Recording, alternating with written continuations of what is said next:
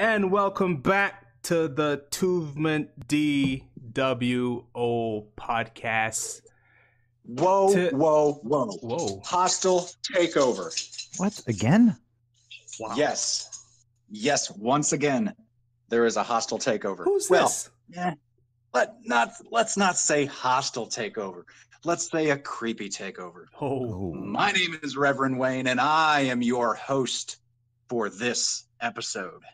So let's get this kicked off properly.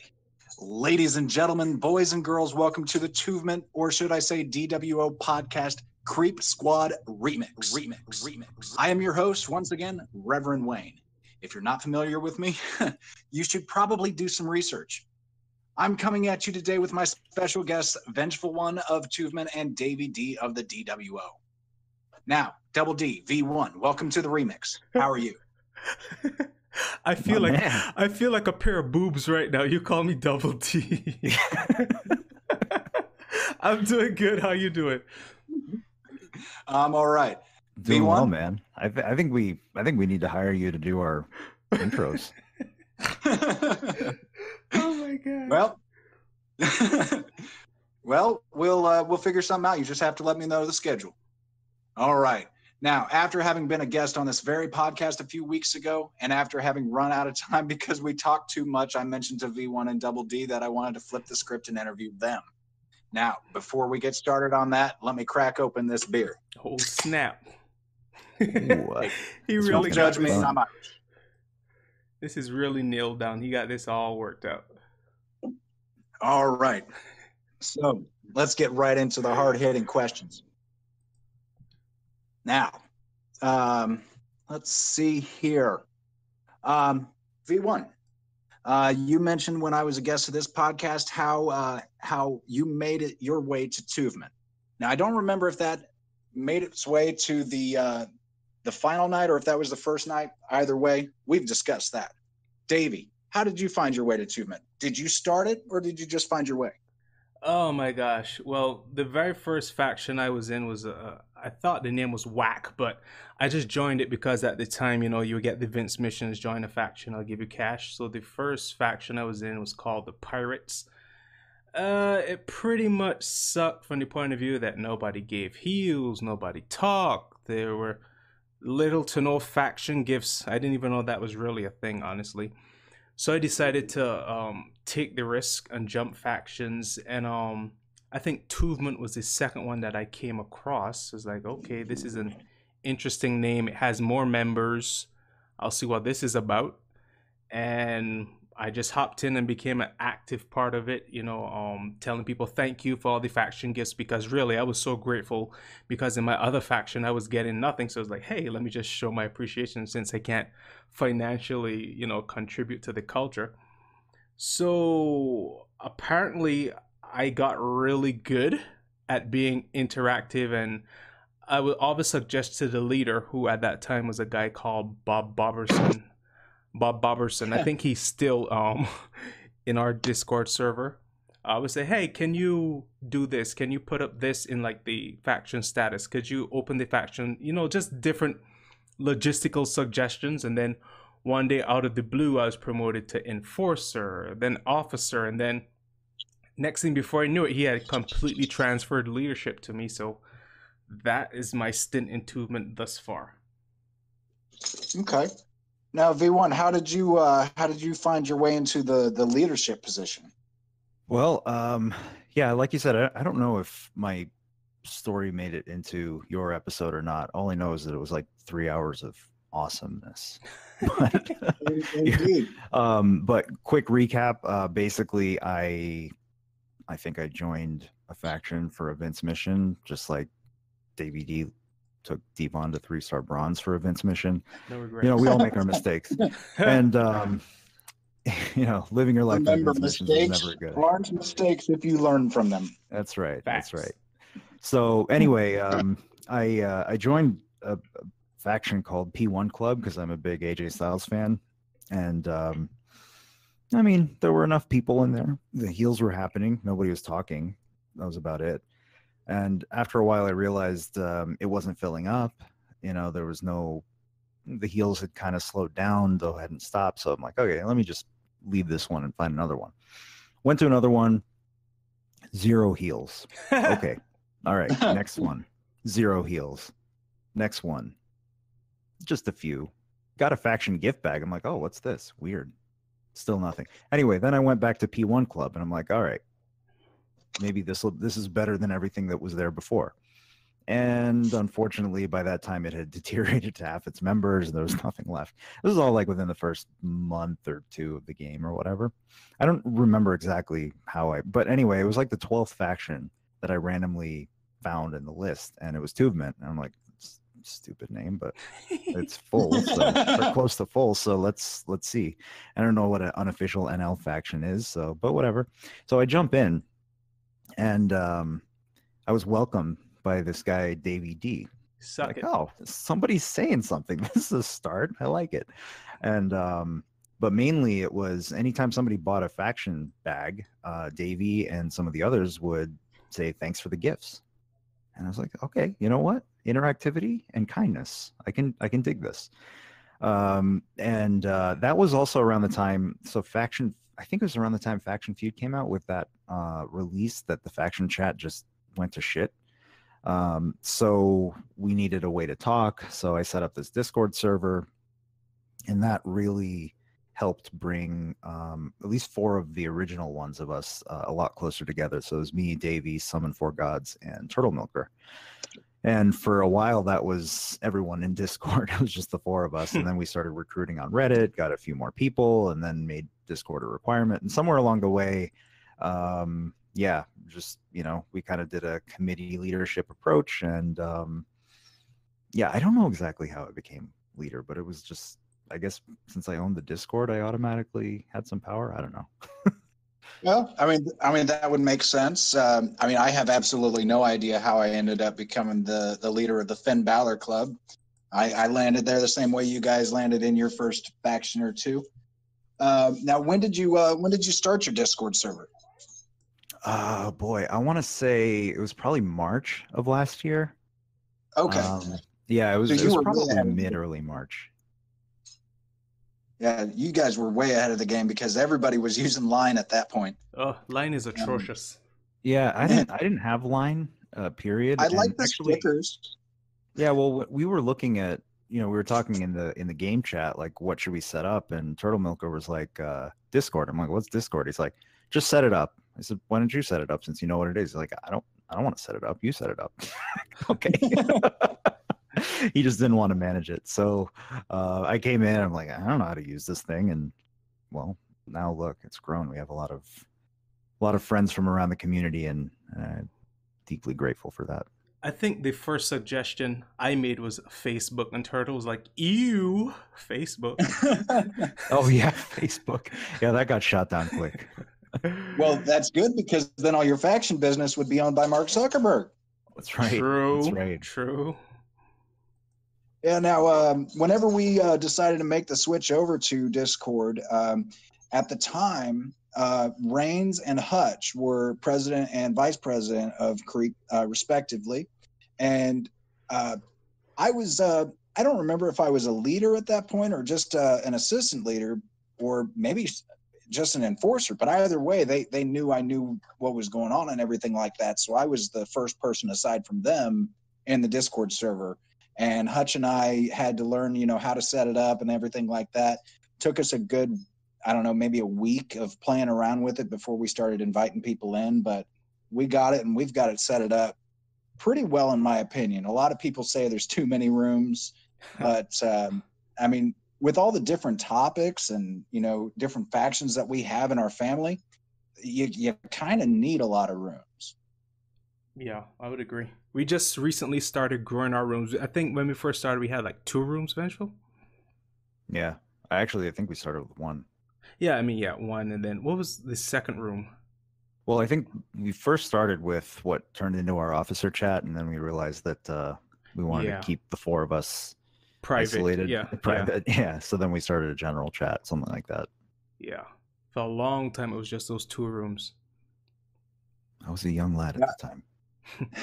Whenever I first met you guys, I remember there being a few channels. I don't know what the private side looks like now, but I know what the public side looks like, and there's I think 5 different channels. Yeah. So Mhm.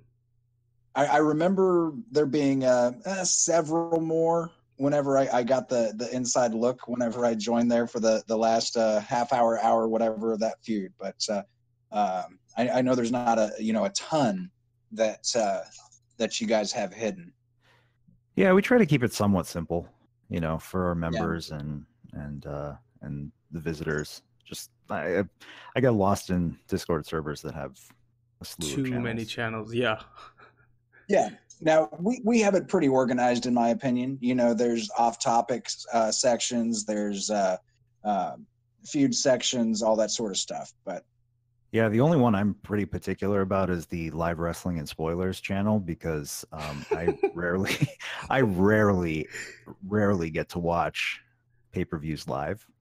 So I'm usually watching them the day after or 2 days after, and I just hate getting things spoiled. And I'm old school as well. Like I remember watching wrestling in the 90s and 80s when it was you had no idea what was going to happen. So if somebody said, there's a rumor Ronda Rousey might be joining WWE, that spoils when she actually shows up, because I'm waiting for it, whether she does or not, like that sort of thing. Right. So I don't like any of that, which is really hard when you play this game and you follow even the official champion's Twitter, and you're like, okay, pay-per-view's going on, I can't check anything for the next 48 hours or right. Discord. But at least the crew's pretty good about keeping all that stuff in the live chat. But so it's useful channel to have. I'm gonna start spreading some fake news spoilers just to offset you. Start photoshopping stuff in the official WWE Twitter and posting them in the main chats. The Nasty Boys are making a comeback. all of that. Now speaking of actual WWE, last time I was on, we discussed how I was there when Owen Hart unfortunately fell from the ceiling of Kemper Arena. Now, whether you were there or not, what is one story about pro wrestling or sports entertainment that will always stand out for you? Wow. I don't even know how to answer that one. You see, the thing about my history with pro wrestling, because I grew up in the Caribbean, so we didn't have it every week on television. You would usually have to go to a video shop, and that's if you had the luxury to actually rent videotapes. So my history with wrestling is very, how should I say, spotty. Like even with the Owen Hart thing, I didn't even know that was a thing until I was in college, which was like what, 2000, 2001. So in terms of having an impact on me, I don't know, because most of the news would have been very late. So oh no, I know what it is. Chris Benoit's murder suicide, because the week before that, because I was a huge Chris Benoit fan, I still am to some degree. He had the pay-per-view coming up. I think it was on ECW versus Johnny Nitro, and I think they were supposed to be fighting for the belt or whatever. So like they obviously did TV taping before that. They have the exchange of words and whatnot. So I'm like really gung-ho excited, looking for this thing to pop off. And then they announced, Chris Benoit can't make it, and Johnny Nitro had his match with whoever. And then later that day, I found out he was dead. I was like, what? Like, I just saw this dude the other day on television. I think that was literally the first time that death impacted me, which is going to sound like pretty weird considering that I've lost relatives and stuff. But I don't know, man. Like, that really threw me for a loop. It was like, here's this guy I've been avidly following. I've seen him on television, expecting him to show up, only to find out that he was dead. So I would have to say, of everything, that's the one thing that impacted me the most. Well, that's a pretty decent one. I would definitely say that will always stand out for me, especially considering how much they honored him at first, and then when what allegedly happened came to light. And yes, I said allegedly because I still have a little sliver of doubt that there might have been some foul play involved. You know, there's rumors that Kevin Sullivan may have been involved, which may or may not be true. I don't know. But either way, regardless of whether he did that or not, Benoit was truly one of the greats. Yeah, I agree. His character outside of the ring compared to inside of the ring, I can leave that alone. You know, unfortunately, like WWE can't celebrate him anymore because of that. But they should be able to celebrate him in the ring for his dealings in the ring. I understand why they don't, but anyway. I wonder if that might, you know, shift in years to come. I mean, you think of Warrior I'm sure and, you know, what he was after he left and that relationship and the, you know, the things he said and done. And now, you know, when they brought him back, put him in the Hall of Fame, and then he died the night after, it was like a totally different relationship with Warrior. So I don't know. I mean, that's quite possible. I would say, for me, I like I told you on your episode, I distinctly remember the day after Owen Hart died when I found out the next morning at school, and that was as far as death's concerned, that really affected me the most. Benoit, of course, and you know, because he was also one of my favorites to watch growing up. But I would say also when I heard about Randy Savage. That one hurt. That one really hurt because, you know, when I was a little kid, he wasn't like my favorite, but I just always loved watching him throughout his career. Like, it was just his intensity, and he was just a fun wrestler to watch. His toothless aggression. Yeah. And from what I've heard, you know, just listening to like DDP talk about him and whatnot, that, you know, what he was that intense even, you know, off screen. So it's pretty entertaining to think about. But I would say, yeah, in terms of you know, things that affected me, it's really hard to say. Like, I remember distinct moments, I think, growing up, that like when Jake the Snake brought the Cobra and bit Savage when he was tied up in the ropes.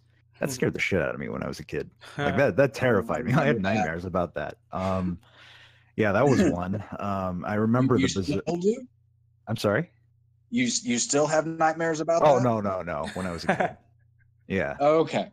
I read about it later, about how it was defanged and whatnot. Yeah, no. But at the time, it was terrifying, you know. You know, or that sort of thing. But I would, you know, I still remember, like, the Monday Night Wars were such a huge part of my teenage years. Like, such a huge part. Like, what a time to be a kid, and not just like a young kid, but somebody that could really start to appreciate and understand wrestling, and the excitement. The quality of the product was just so good back then, because it had to be. They were competing literally for the talent and mainly for the attention of the fans at the exact same time, at a time when at best you could record one of them on VHS and watch it later. Yeah. I mean, like, you didn't have two screens that you could use at that point anyway, for the most part. Yeah, I mean, it was incredible. But I also grew up at a time, like, we didn't have much money growing up, and you know, didn't get to watch any of the pay-per-views live. We'd basically wait like 3 months or whatever until they were out on Coliseum Video, and then go rent them after we kind of knew everything that happened. But it was still fun, you know, to get to watch those matches even after the fact. But I do remember in high school getting to watch especially some of those ECW pay-per-views with my dad.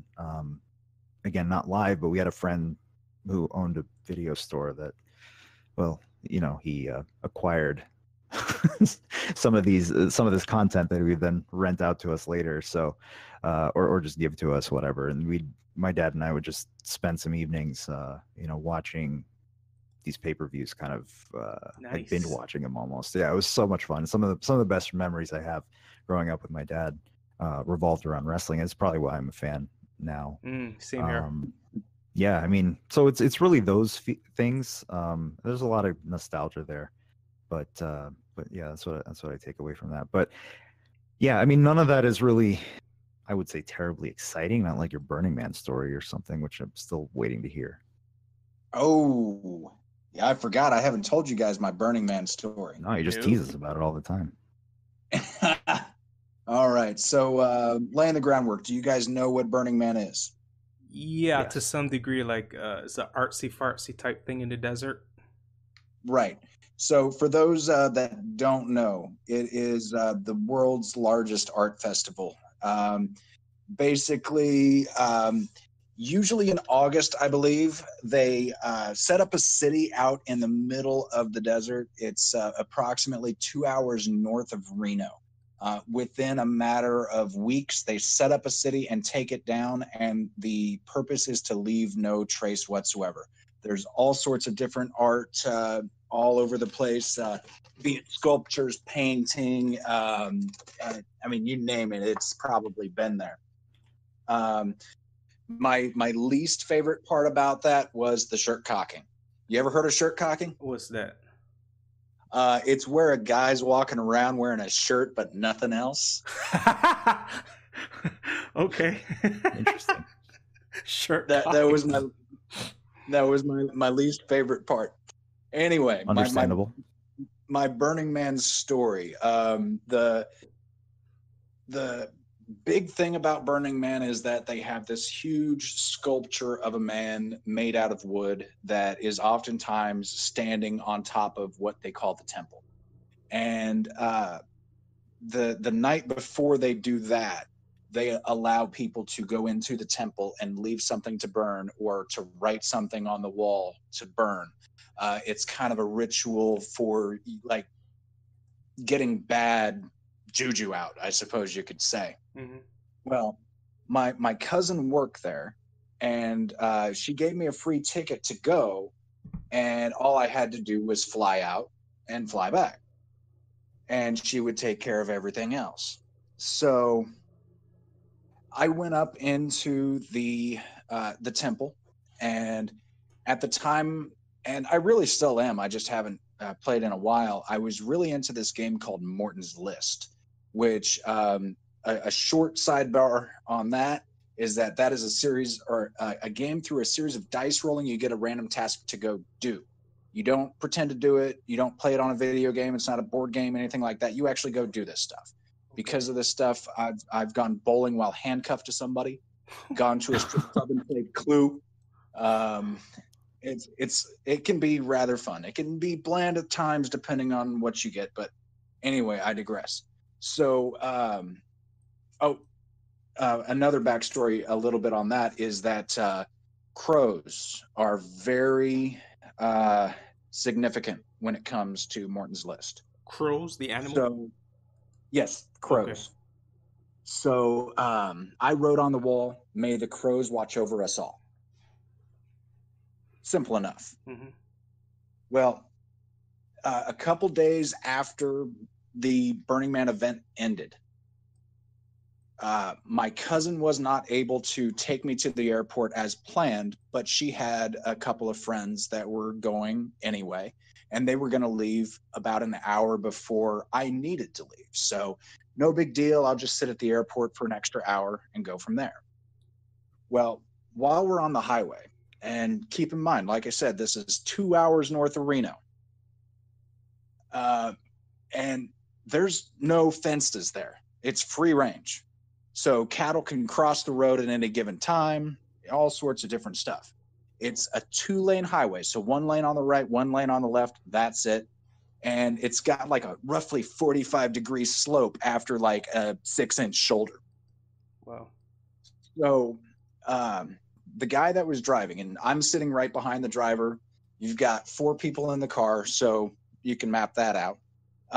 For whatever reason, about 30 minutes to an hour outside of Burning Man, the driver and the passenger start messing around with the sunroof. Well, we start veering a little bit toward the middle of the road. They realize it, and they get us back on track. Now, about a mile after that, I see a crow in the middle of the road, and as we're driving by, the crow flies away. About a mile after that, I see another crow in the middle of the road, and it flies away. That's when I realized I'm not wearing my seatbelt, because I got a bad habit of not wearing my seatbelt unless I'm driving. If I'm driving, it's on. But growing up, my parents never made me wear my seatbelt because my dad never wore his, my mom never wore hers. What? We just didn't care at that point. Yeah, I know it's weird, but anyway, I realized I'm not wearing my seatbelt, so I put on my seatbelt. About a mile after that, the driver and the passenger start messing around with that sunroof again. And we start veering off toward the side of the road, not toward the middle. Oh boy. Well, this time they go to correct, but they overcorrect. We flipped 3-4 times. Oh my Bruh. gosh. And as we're flipping, I don't know how I actually noticed this, but as we're flipping, I noticed that we're actually flipping toward a cow. And this cow sees us and he starts running away, or she, I guess. I don't know. But, hey, you little black son of a bitch, come here. Yeah, if you don't get that, go back to the last episode. You'll get it. Anyway, so instinctively, as we were skidding before the flip started, I put my arms up over my head to kind of, prevent anything from hitting my head, if at all possible. Well, everybody survived. All 3 of the others at least had concussions. As far as I know, I did not have a concussion. I felt a little shaken up, adrenaline going, because I mean, come on, it's going to happen with something like that going. Yeah. But aside from that, I felt fine. The guy that was sitting next to me, his head hit me on the cheek, so I had a bruise and a little bit of swollen cheekbone at that point. And then I had some cuts from glass. As a matter of fact, I couldn't get the door open whenever we stopped, so I had to climb out the shattered back window to get out. But we all got out, and thankfully for us, another person that was working Burning Man who knew these guys was maybe a quarter a mile behind us. So he saw the entire thing. He pulled over and he helped us out. He loaded us into his van, and we all went to the nearest hospital for them, and then he took me to the airport. I flew home, and that's my Burning Man story. Jeez. It's a good thing you put that seatbelt on. Right. Who knows what could have happened? But then again, one of the reasons why my dad didn't wear his seatbelt is because he flipped in his truck, and he actually got thrown out of the truck. And they said if you were wearing your seatbelt, you would have been decapitated. Oh my God. Oh. So, it's one of those weird things. And I mean, sometimes the seatbelt helps, sometimes it doesn't. Apparently. Yeah, it's really the odds, Right. You never know. It all depends on exactly what's going on with the wreck. It's not just the seatbelt that saves you. So the only reason you put on the seatbelt is because you would play that Martin game. You saw the crows and you took it as a sign. Yeah. Crows are notorious bad omens, and not necessarily bad omens, but an omen of something's coming, sort of thing. That's one thing that I learned because of that game. And if you see a crow, kind of stay on your toes, sort of thing, because something might happen. Got it. A lot of cultures believe that crows are major omens. Got it. Wow. That's intense. I thought it would have been some sort of hijinks going on, but you escaped death. Okay, I'll accept it. That's pretty remarkable. I can't say I've been in a situation like that. Yeah, it's definitely out there. I can definitely say that much. Now, going back to the live pro wrestling thing, have either of you two been to any live events, or both of you been to live events? If so, any standout moments from those particular events? I've been to a couple like live tours, not like the actual recording for SmackDown or Raw. Like, if there's a WrestleMania live tour going on. I would Right. have to say the one thing that really stood out to me at the time when they used to do it is how loud the pyrotechnics really are. I mean, I had to cover my ears when Kane would come out, when Batista would do his thing. It's like so loud, and then afterwards the smell of the fireworks. So those are like two sensory things you don't really get from watching it on TV. But in terms of having a skill of, like, people say, oh, these guys are really larger than life, I can really tell because I was in the cheap seat, so I might as well have been watching on TV anyway. But yeah, just the loud pyrotechnics and the smell of the fireworks afterwards. Yeah, that was weird. No, not weird, but yeah, I remember that for Over the Edge. What, the pyrotechnics? Yes, I do. Mm. Yeah, they were big on that at that point. Yeah. Apparently not so much anymore. I heard it was a money thing. They'll still do it for the big shows, but for every Raw and SmackDown, no, they cut that out. It's well, on top of money, I think the parts where like Undertaker got severely burned before his Elimination Chamber match. I think that probably factored in a little bit at the very least. It was a freak accident. It didn't happen that often, I'm sure, but I remember Goldberg had something like that as well. So, it's probably a little column A, little column B. Okay. Makes sense. Yeah, it would make sense. It would make sense, just the safety element of it too. Exactly. V1, did you have any events? Any storage events? I've actually only been to 2 thus far. Well, the first one was a house show. I think I was like 4 years old or something. It was probably 1988 or something like that, at the Denver Coliseum. I can't say I remember much except for a moment when my dad put my 4-foot frame on his shoulders so I could see something. I remember we were sitting kind of. Wait, you were 4 feet tall at 4 years old? I don't know, at 3 foot. I don't know. I was just making it up.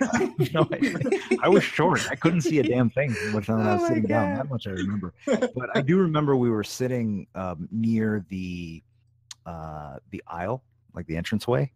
And of course, back then it wasn't like the big wide entranceways of today, but it was, very small, alley in the guardrail area.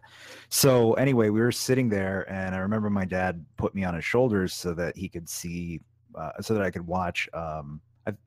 It was Hogan and Macho Man enter. I think it was during the Mega Power era or whatever. Nice. I feel like they were a tag team at the time. I don't know if that matches my timeline, but this is just what I remember. But right after WrestleMania 4, probably. Yeah. WrestleMania 5 time, maybe not.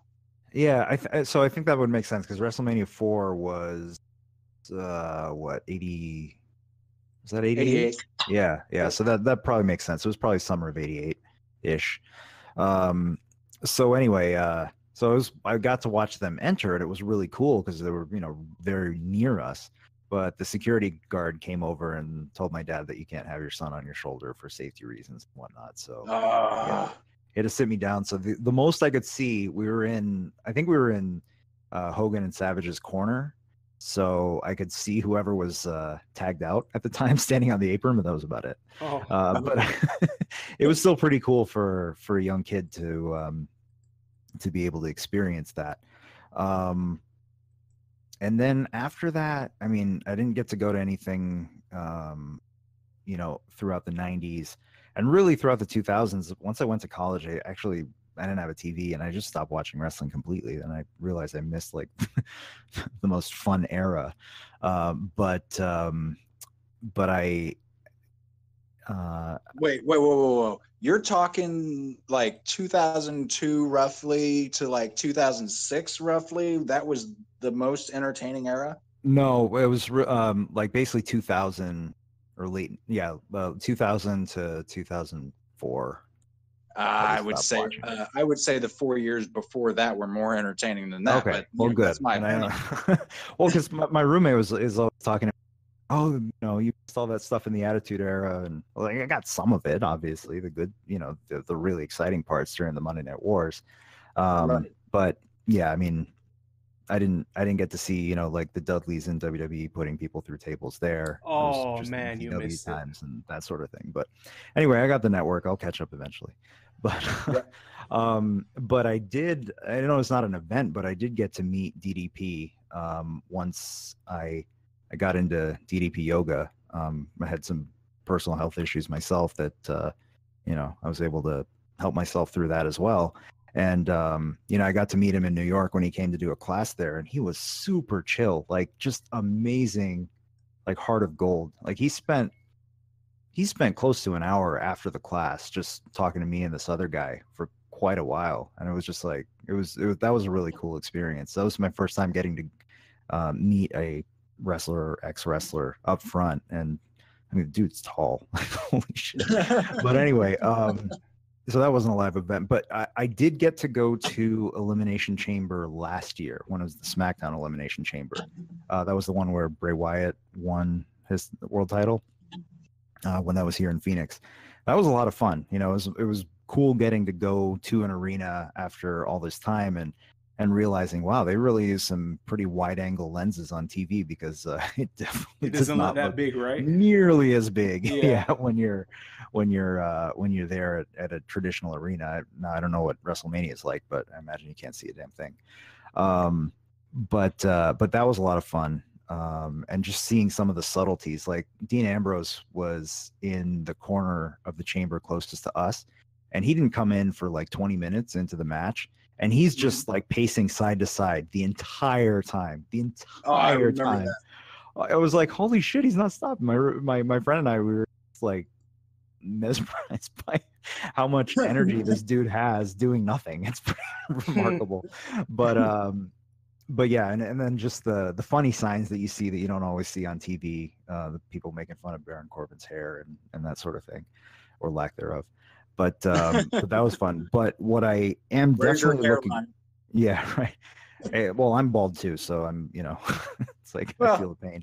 But I'm really looking forward to next year, Royal Rumble. It's back in Phoenix. I will definitely be going. So anybody that's thinking of traveling down here to watch, we should definitely hang out. Yeah, buy my ticket. I'll be there. Buy everybody's tickets. They'll be there.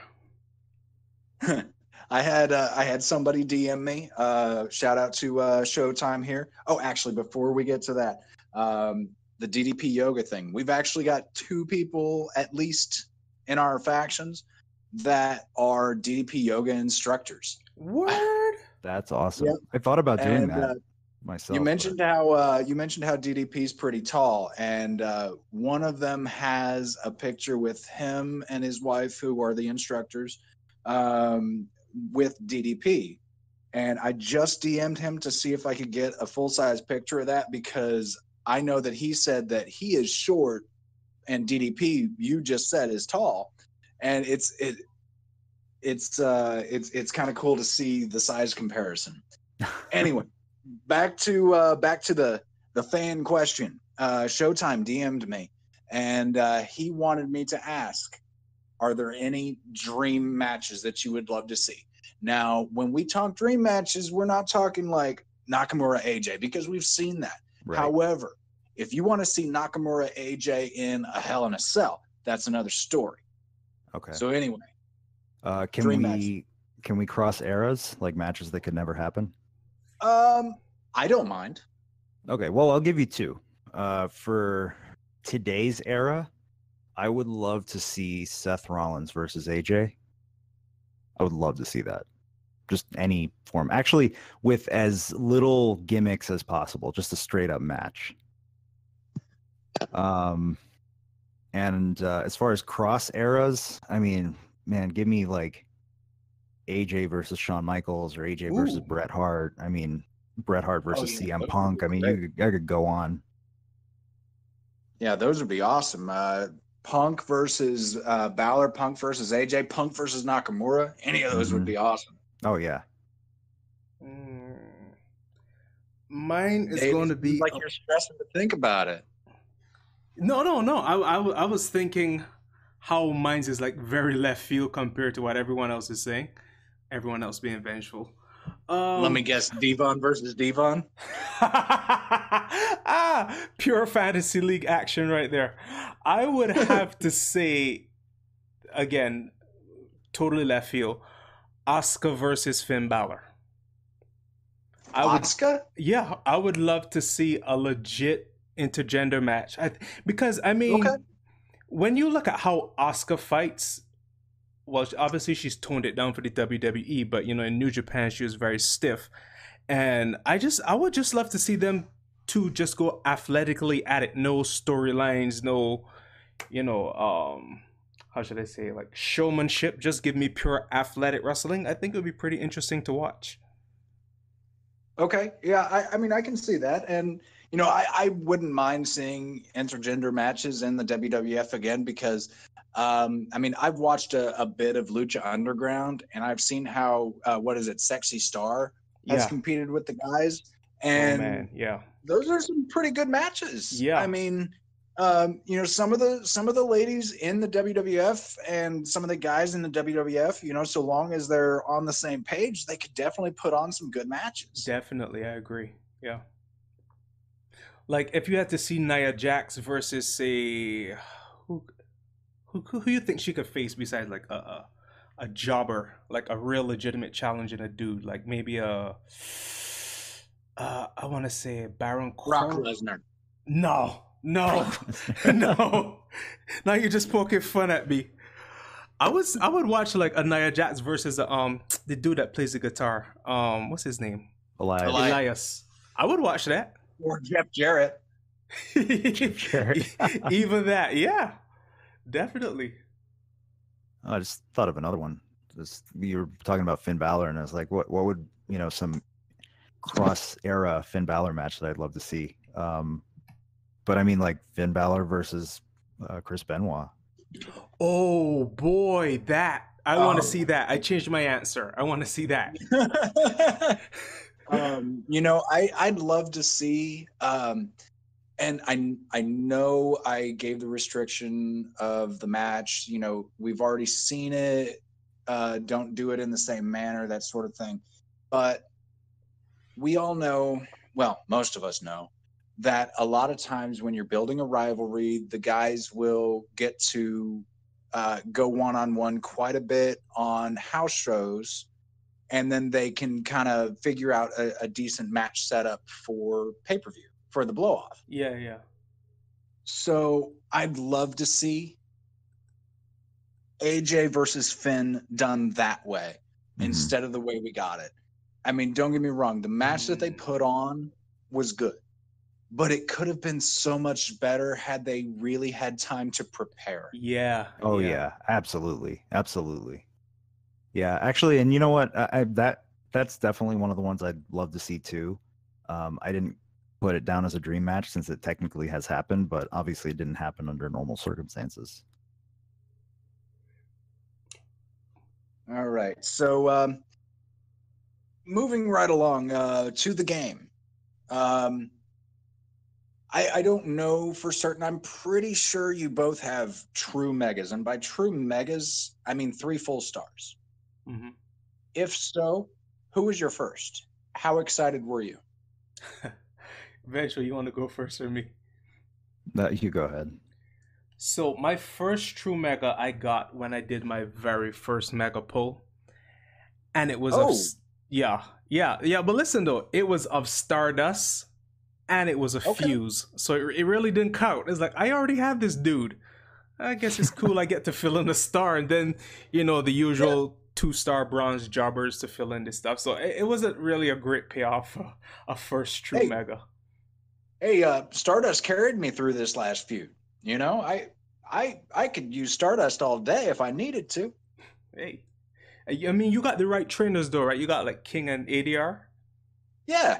I mean, I have them both at 5K. You know, but I mean, without him, sure, he's a little bit slower, but he can still be a beast if you use him right. Yeah, in right circumstances. Yeah, it's true.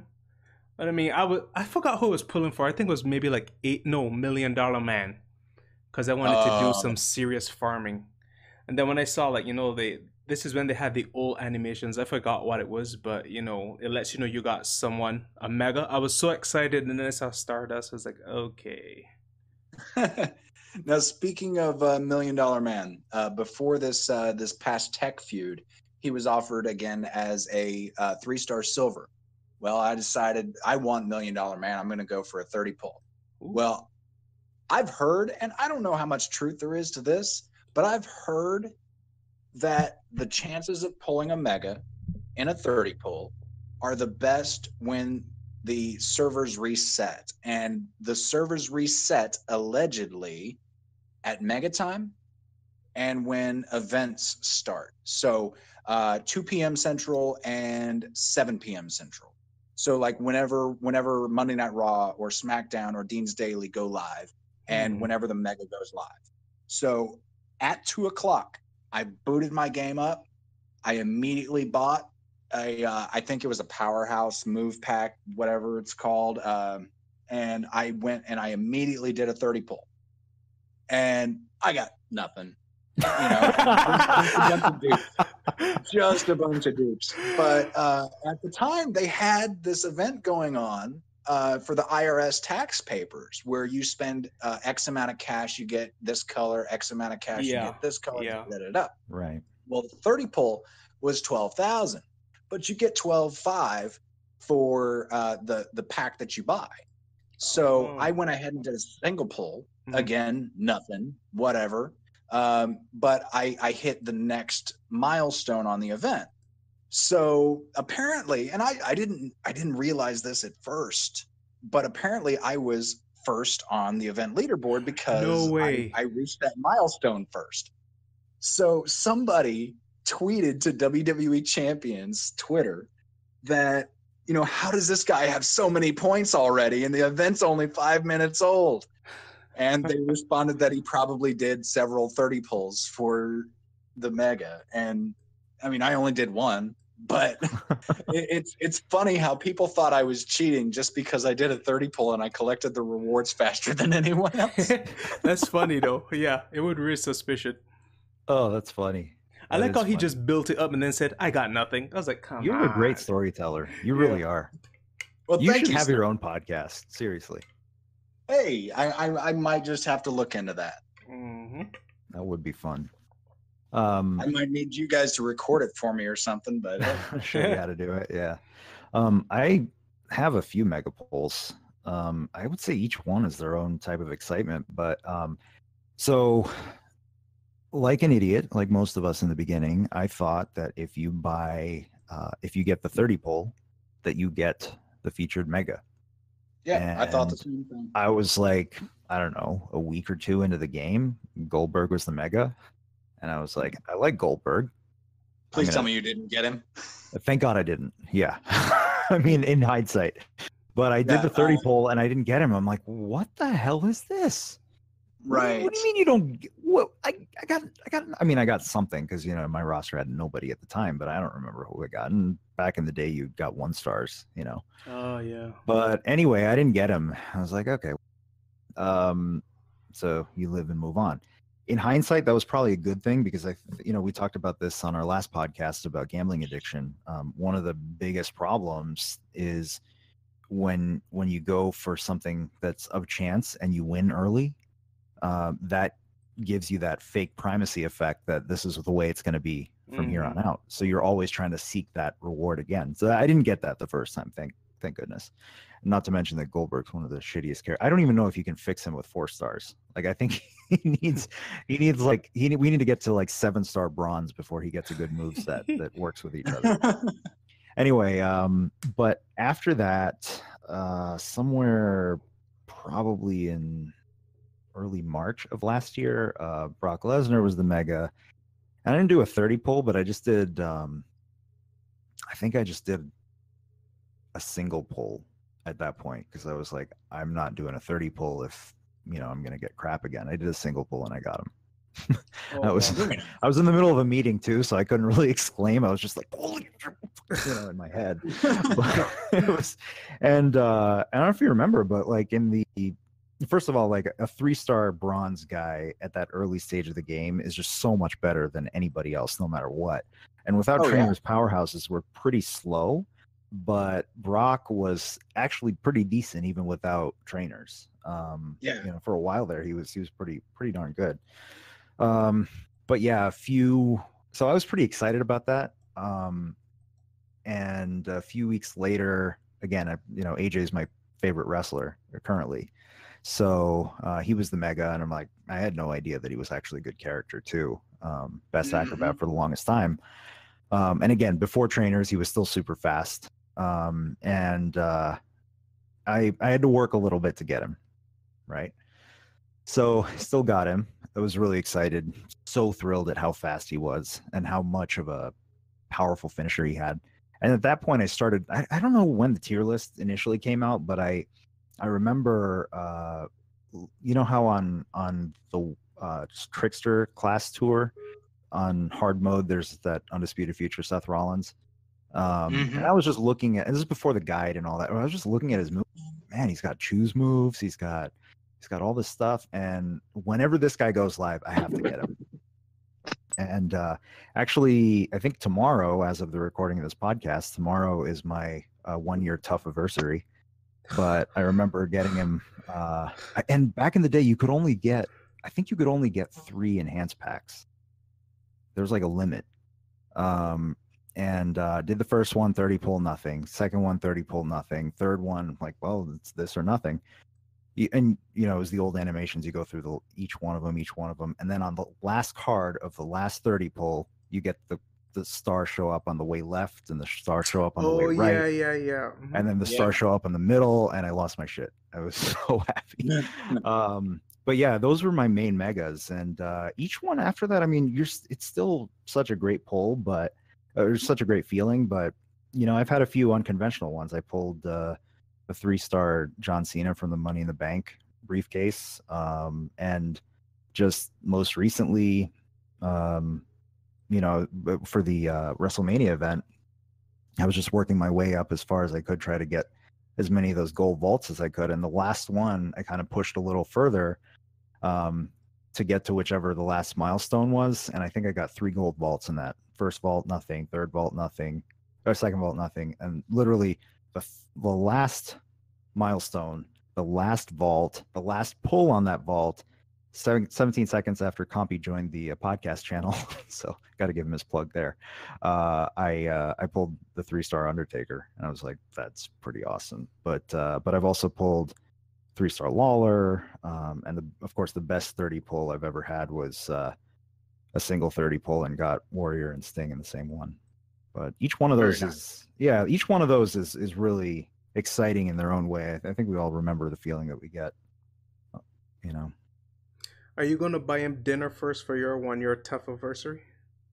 No, there were no good luck charms for the 1 year for the tough pull. So that was, none of you guys get nothing. Now, I think it's hard to say which one I was most excited about whenever I've gotten my megas. The ones I were most excited about, I think, were Balor Club and Tough. And it's hard to say which one I was most excited for. Balor was my first. Tough, I tried more than I probably should have. But I did also get pretty excited when I think it was a WCW theme. Eddie was the featured silver, and Sting was in the pack. And I just wanted Sting. I didn't really care about Eddie, because I got AJ full-blown gold, right trainers, full-blown everything. Mm-hmm. So I didn't really care if I didn't get Eddie, but I wanted Sting. So I did a 30 pull, and I got both of them. So sweet. I was very happy about that. Yeah, though I would say that 30 pull with the Warrior Sting combo was by far the biggest holy shit moment in this game. And to be fair, I mean, they started together. What was it? The Blade Runners? Yeah. So I mean, out of everybody that you have, who's your favorite person to play with? Like, if you could only use one person for a week, who would it be? Okay. I'm going to answer this first because I know Davey's going to steal my answer. You get their trainers, but you can only use that one person in the ring. Go. Right. Actually, I would say that's going to vary, honestly, because if you're talking about, okay, I need to compete, I need to win versus, I need to win the different tours and whatnot, then Tough, I mean, he's so versatile. He's such a great offensive threat. But after a while, it gets boring. I would say the characters that I really enjoy using that are the most satisfying, Callisto, 3-star gold, Sin Cara Link. It's just so fun how fast you can rattle off his moves, and you just hope that the opponent has enough health that you can keep hitting him with multiple moves and keep that train going. Harlem Heat Booker T, I absolutely love using him, especially this last Dude Love event, which I thought was, I know a lot of people hated on it, but I didn't have Dude Love, and I've not had a challenge in this game as good as that one was recently, and Booker T got me through that with his Protect gems. It's just satisfying, like, you know, matching loot boxes, forcing a pin and they can't kick out of it. There's nothing better. Yeah. Than that. And but I would say, in terms of like my favorite character to use in terms of just making my brain think, the new Undertaker, man. Deadman is just so versatile. It's just such an interesting, all the different move sets, the trainer setups, then when you have the tag teams and you're thinking about, okay, if I just want to survive and set up the next guy with certain moves, with the trap gems and what, it's just Taker, hands down. Okay. Yeah, I've been working on my Taker. I've been working on my Harlem Heat Booker. I'm not too far away from taking Booker to gold. Thank you to you guys for really hammering it into my head that I needed to do that. I've got the hairsprays to do it. It's just other tokens and some TP that I'm lacking. Davey, your thoughts on this? Of all the characters that this dude has, he has to pick the two that I have that are even worth talking about. I don't understand it. So yeah, that's why I answered it first. Copycat. I would definitely, like he says, with Booker T no sells everybody. I mean, at best he's a turn 3 killer, so you really gotta hope you get those yellow matches from the get-go. But I really enjoy Booker T for versus, and then like he says with Undertaker, because he has so many versatile ways to play. I am partial to purple black with Zombie Kevin Owens training and Xavier Woods, because once I put down those trap gems, I usually place the submission gems close to them so that the enemy, obviously he's going to try to, you know, match to get rid of the trap gems, but he essentially is killing himself while he's trying to save himself, because when he matches those trap gems, it steals his health and it gives it to me, and it usually by like the 3rd choke out he's done with. But I got Jinder recently from Feud, so I switched out Zombie KO for Jinder, and now I play purple yellow. And I wait. When did 2vement finish in the top 10? I got tricks. Not just for kids. We're gonna get into that a little bit later. I got tricks. A mercenary. You traitor. Oh snap. For those of you that follow my stream, they know I got backdoor tricks. But anyway, backdoor tricks. That huh? sounds dirty. Insert Billy Gunn. Sorry, if it weren't for the gutter, my mind would be homeless. Anyway, there we go. Yeah, so I play him purple yellow with Jinder training, because you get. So I have Jinder at 2-star gold, so it went from 5 trap gems to 6. So with the yellow move, basically ready on turn 2 if I get a yellow match on turn 1. All I have to worry about is setting up those trap gems for him to match to give me his health, because anything he does in those bottom 4 rows, like, it doesn't fill up his the opponent's MP meter. So it's just a matter of me trying to get his health and build up my purple to then hit that finisher. But in all honesty, I think I may go back to purple, purple, black if I get someone else who needs a trap gem trainer, because that one is way quicker at killing than the purple, purple, yellow. Okay. I just love how much. Yeah, I'm like I hadn't tried purple, purple, yellow, but I might give that a shot. I have Ginger at 5K, and though I just got Taker to 3-star gold, but I haven't gotten to up his moves fully. So I'm right now choosing 8 trap gems, and oh my god, soon. Yeah, dude, it's amazing, you know, because you can lay down the 8 or 9 trap gems, leave 3 of them for you to match to put down the silence gems, and then you've got 6 more to sucker them into matching those and stealing their. It's just, he's just such a cool character, and as soon as he can carry his health over to the next match, it's a wrap. Yeah, I mean, it's going to be awesome using him. After that, I think he just became my next trickster focus.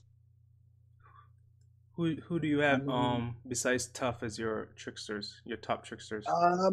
Well, I have Lawler and I have Steel. I have all the MP trainers at 5K. So if they're a trickster, I have them. Oh, geez, I'm having a hard time thinking about this. I did, of course, get Gender being champions of that feud, by the way. Hell yeah. Congratulations. Go Creeps. Let's see. I'm having a hard time thinking, man. Probably Arn Anderson too. But... Oh yeah. Arn is 5K. Arn is 5K. Because I mean, I had to do it for his trainer ability is insane. Yeah. I even started working on technician Bret Hart because of him. Mm-hmm. And that actually makes him pretty viable. How do you run Tech Bret? Oh, geez, I haven't found a preferred move set. I've only got him at 3-star bronze just yet, so I haven't really used him a lot. Yeah, I took him to gold because I'm a fanboy, but I usually run him at green, black with if it's like new gen requirements or feud or whatever, I'll use Wyatt and ADR. Just flood the board with green. But I don't have a good way of using Arn because that 7 MP blue move, which is choose botch gems, would be the perfect one, but then you can't generate green gems. So what I really need, if anyone's listening at Scopely, is at 4 stars, when he gets another blue move, have a blue move that generates green gems or increases green MP. That would be fantastic. Why the whisper though? He's like a creeper. Anyway, sorry, hijacked your Hey! There's nothing wrong with being a creeper. I am a grim creeper. All right? There's nothing wrong with it. Good plug. So, anyway, aside from tricksters, though, I do need to map out my next 3-star gold striker because I just pulled my 5th Shin Guard. Now I do have a few. I think I talked to you guys both about this. I know I talked to at least one of you about it. There's a few 3-star silvers already. Some of them are pretty decent, like Striker Seth. I took Triple H up to 3-star bronze because of the trainer ability for Nakamura. I have Sting at 5K. I have Nakamura at 3-star bronze. But after talking to Punisher of Grim Creeper's fame, Neidhart may be the way to go. Mm-hmm. He said with Steel and Titus. Yep. But he's still level 1. Oh boy, that's a long road. You got a long way to go. You better hope for a few. Start collecting those boxing gloves. Oh, I've got over 100 of them. I'm good. Nice. Wow. Now, he is at least 2-star silver. but he's still level 1. I have leveled some of his moves because of talent up events and whatnot. I know I really shouldn't have done this, especially for my level 1 guys, but I went ahead and made the sacrifice for my blitzes to spend the TP that I earned from them from duplicates to go ahead and level up their moves so it counts toward my level up score. Right. No, I hear you. I've done the same thing. It's a bit of a sacrifice. All right, so yeah, that may be the way to go. I'm definitely going to put a little bit more thought into it before I decide 100%. But I've got like 3 million coins or something I'm sitting on, so I have some room to work with. He said 3 Yeah, million like it I was a just lot hope of that money. I just hope that wherever the game goes, that we'll start having more use for these interesting characters that aren't necessarily turn 2 guys. Because, yeah, I mean, it's great, but to have those turn 2 guys for the competitive side, but damn, it's boring. Yeah, and I mean, I can understand the feeling. It was definitely it was definitely more of an interesting experience before the trainers. I joined Creepy Legends, I think 1 or 2 feuds before trainers came out, but I was a part of the trainers beta. So I had an idea it was coming, but we didn't know when. And I had an idea of who was a good trainer, but in a realistic sense, it was a bit different. Now,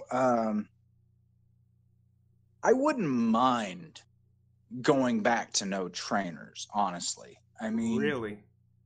I still have Balor and Tough, and I have Eddie that AJ. Without trainers, they're still pretty good. They're still I mean, good. especially if you're going up against somebody with no trainers. You remember a few weeks ago where we had the MP bug where your opponent would get your MP trainer if they had the same color? I think that was more than just a week, but yes, yeah, it was like a couple weeks at least.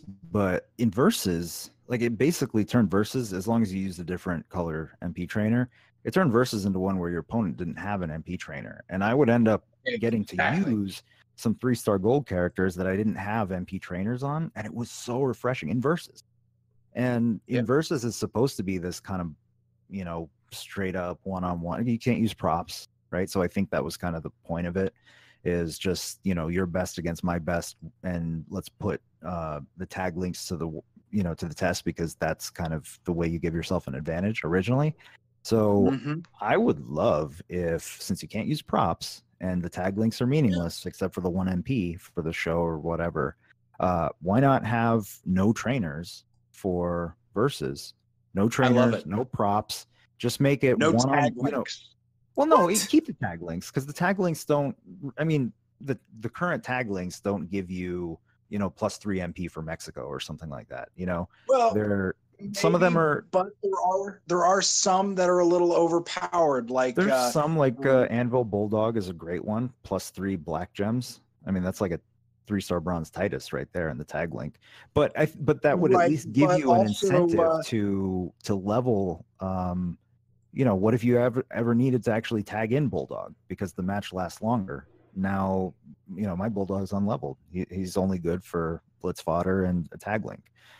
So I think it would add some more dynamic to the game, and it wouldn't be nearly as boring if we took away the trainers, period, for versus. Well, my thought is like Andre and Powerhouse Big Show. Every match gives you, I think, 2 extra red MP. So if you go in with that, you start with Andre, and you immediately have a red match, you have a huge advantage right there. It may not fill the move the first time, but if you got a 4 or a 5 match, it could. Yeah. That's true. So that's why I'm thinking Andre eliminate tag links too for versus. Yeah. Well, that, and you also have Andre where, he's got the submission, he can extend the match. You pull in Big Show, and now all of his red moves are charged. You know, Indeed. he's a powerhouse. He can do some damage, but I still think it would just add a lot more variety instead of the wall of tough steals. It's just misery. What about if they did versus like they did the road, like normal, hard, then hell? You just choose which verses you want to do.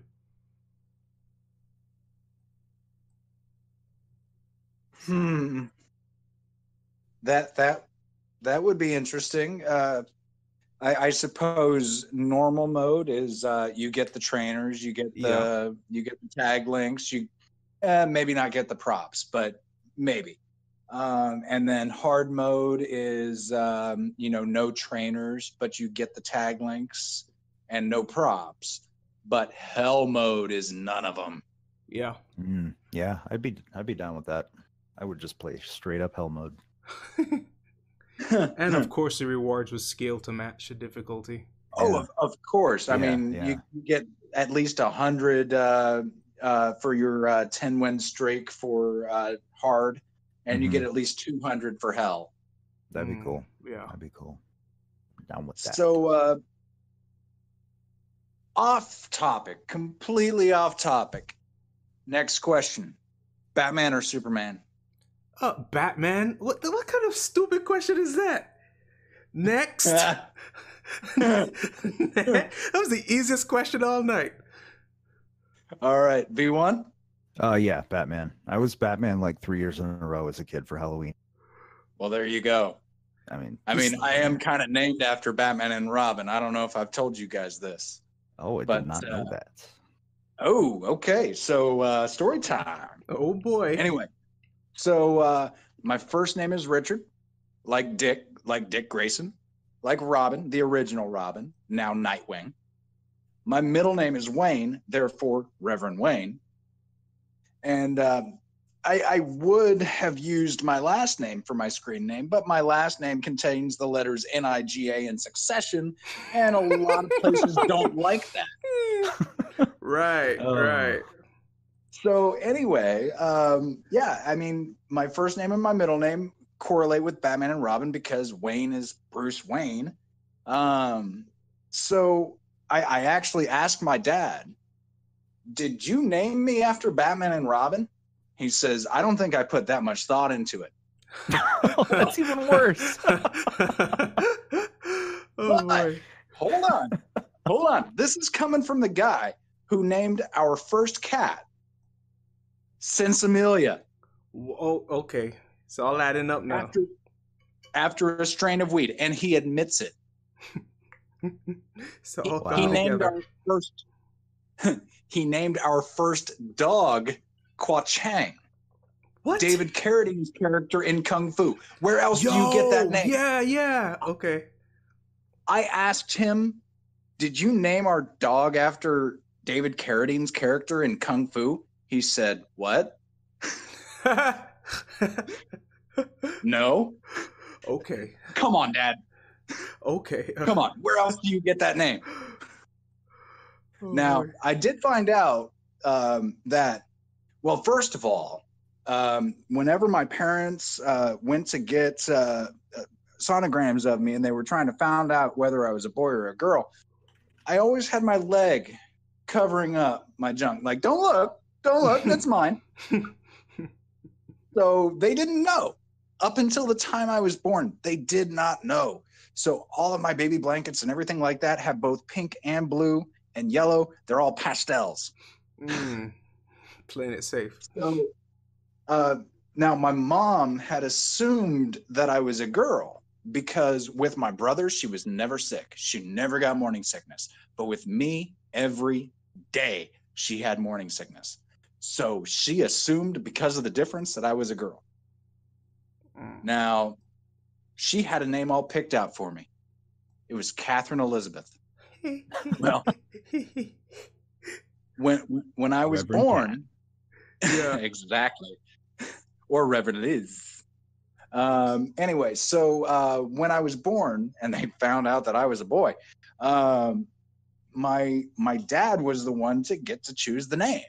And believe me, if he had his way, I would have been Jesse James. My mom would have none of that. Oh my So he came gosh. up with Richard Wayne. I don't know exactly how. And if it really didn't have anything to do with Batman and Robin, I'm guessing the Wayne part at least had something to do with John Wayne. Okay, I can see that. Respectable. So, I mean, even if it's not Batman and Robin, hey, at least you got the Duke. That's right. Boom. All right. So I think it's about time. You guys think it's time? It's always time. All right. So let's get into it. So the three of us have talked quite a bit since we've met, and you've asked me how I deal with the stress of leadership, and I mean, it can be very stressful, especially in Creep. I mean, we haven't been worse than third ever in a feud. At one point, we dropped down to fourth on the feud leaderboard, but we fought our way back to third. We've made some very good comebacks. Now, I imagine it's different being a leader of 2vement than it is being a leader of Creep Squad, but I'm sure it has its similarities as well. How do you guys deal with the stress of leadership? Yeah, that's a good one. It's different for sure. I don't know what it's like to lead a feuding faction and that sort of thing. I would say though that at least what we've learned is that the challenge of growing a casual faction is maybe more challenging in some respects. We regularly lose members to factions that feud because people come in, they, at first they might be casual players.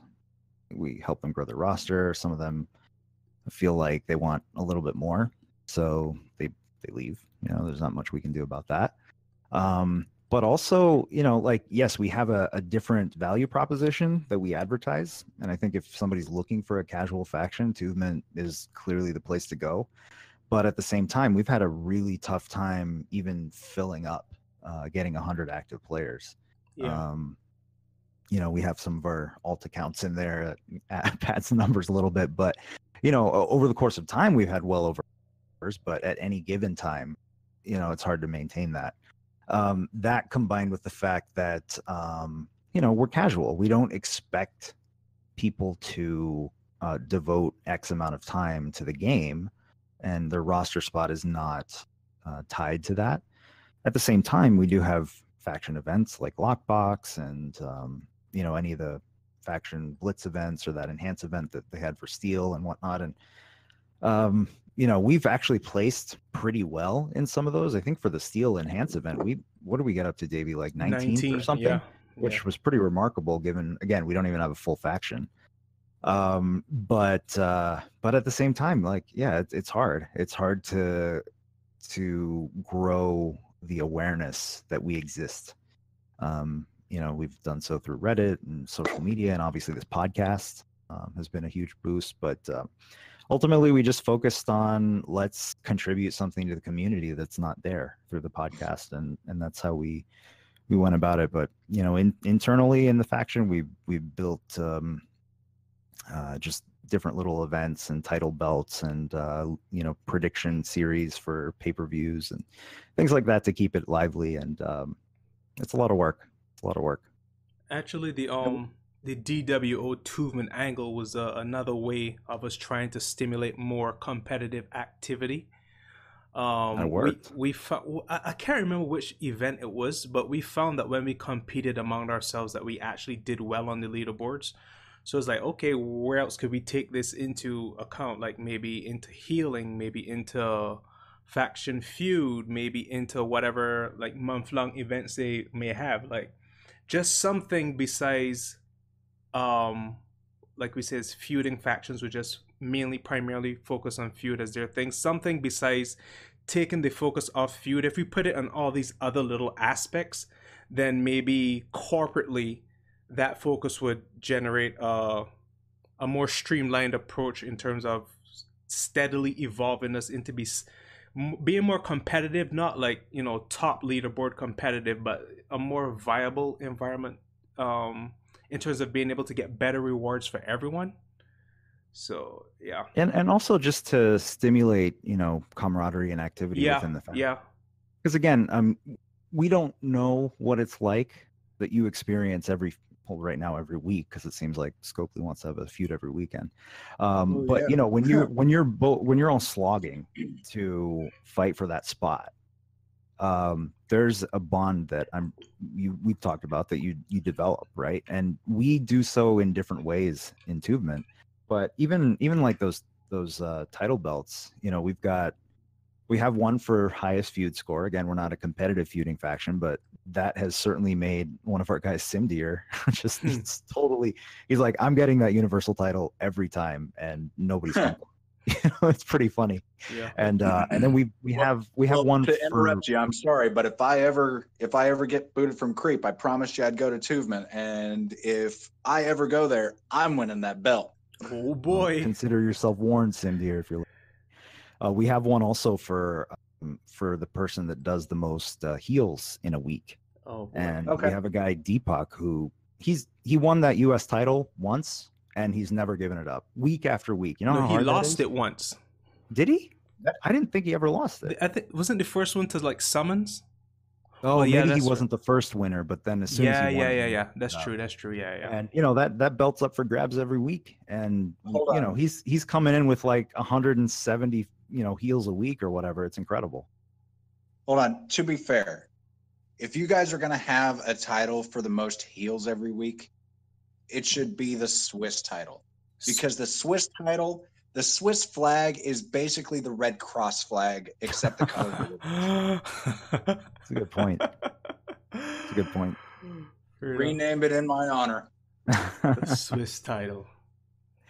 But yeah, it's been, it's definitely challenging in its own ways, because ultimately, again, we don't have strict requirements about activity levels, but we want to stimulate and encourage it too. Yeah. And that takes a lot of time. And I mean, we've done our fair share of title challenges, and I mean, as of right now, they're all feud based. But I think you guys have given us an idea. We might expand that to other things. There's a royalty fee. Any money I make off of it, I'll give you 50%. Deal. Nice. All right. So expect your check of $0.00 any day. Looking forward to it. Oh boy. I think you're going to need 2 signatures to cash a check that size. So now we've also done our brand splits. Every once in a while, we will do that, where we have a Raw team and a SmackDown team, or a WWE, a WCW, an ECW, and NWO team. Something like that. It kind of stimulates things, but we don't do it every time by any means. And those can get rather competitive, and there's some good ribbing going on, with the banter. But we all know that it's all in good fun. I may give, if I'm on Team WCW, I was on ECW. Screw that. I'm going back to ECW.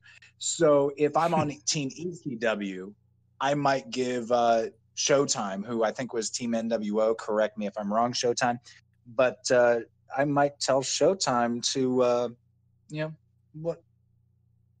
go screw yourself. This is ECW thing. All casual. Yeah. Now, I mean, Showtime and I have been together ever since I first joined Creepy Legends. He was one of the leaders there then. He's helped guide me since the beginning. And I actually made it to Creep Squad before he did. He was still a leader in Creepy Legends at that point.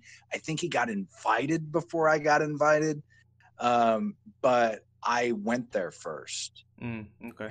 And in that time, before he came up, I actually made my way to assistant leader. And the day that he was announced as assistant leader, I was still an assistant leader. I'm thinking, man, this is bullshit. I'm going to bypass him and such and such and such and such and such and such, and he's going to get promoted to the same level as me again. and then they promote me to leader. I'm like, okay, I take it back. Showtime is So long dying as I'm in the never chat. below him again, I'm good. Showtime is in the chat, just dying of laughter. That dude's got my back. Out of everybody I know in the Creep family, there's plenty of people that have my back, but I know he does. Like anytime I need some help on something, I know he's down to help me so long as he's able to. If he's got the time, if he's got the ability, he'll help me. You know, not a problem at all. And it's the same way for him for me. So if he ever needs help, he knows he can reach out to me. You know, we've built that bond over the let's see, today's May 24th. I've been there since May 16th. So Showtime, we're about to have our anniversary, buddy. Oh boy. So anyway, now you guys did mention that even with the lack of feuding, it can still get pretty stressful.